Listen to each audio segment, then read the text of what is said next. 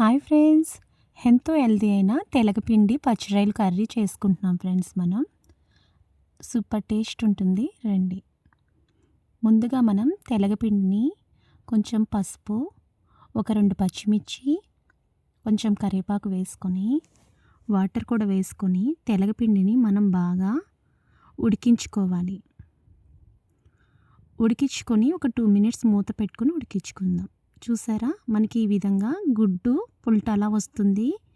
శుభ్రంగా వాటర్ అంతా డ్రై అయిపోతుంది. తర్వాత పక్కన పెట్టుకొని స్టవ్ మీద ఒక ప్యాన్ పెట్టుకొని ఆయిల్ వేసుకొని వెల్లుల్లిపాయలు వాటి తొడుములు తీసుకొని వేసుకోండి. అలాగే ఒక గుప్పెడు ఉల్లిపాయలు, అంటే ఒక ఉల్లిపాయ వేసాను నేను, ఒక 4 పచ్చిమిర్చి, అలాగే మనం శుభ్రం చేసుకున్న ప్రాన్స్, కరివేపాకు కూడా వేసుకొని మొత్తం కూడా శుభ్రంగా పచ్చివాసన పోయేంత వరకు కలుపుకోవాలి. చూసారా, మంచి బ్రౌన్ కలర్ వచ్చాయి కదా. ఇప్పుడు అందులో సాల్ట్, పసుపు, మనం తీసుకున్న తగ్గ కారం, మెయిన్ అల్లం వెల్లుల్లి పేస్ట్ వేయడం వల్ల ఈ తెలగపిండి కర్రీ చాలా బాగుంటుంది ఫ్రెండ్స్.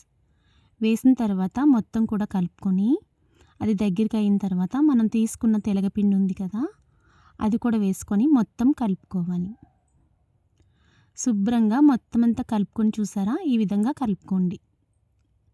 కలిపిన తర్వాత ఫైనల్గా కరివేపాకు వేసుకొని సర్వ్ చేసుకోవడమే.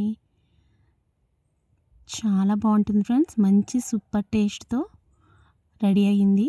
ఇప్పుడు నేను ఇది టేస్ట్ చేసి ఎలా ఉందో మీకు చెప్పబోతున్నాను. వారంలో ఒక్కసారి ఇలా చేసుకొని తింటే హెల్త్కి కూడా చాలా మంచిది ఫ్రెండ్స్. ఒక్కసారి ట్రై చేయండి. ఇది తిని ఎలా ఉందో నేను చేసిన వీడియోని చూసి కామెంట్ చేయండి ఫ్రెండ్స్. సబ్స్క్రైబ్ చేసుకోండి friends. Wow, super taste. Bye friends.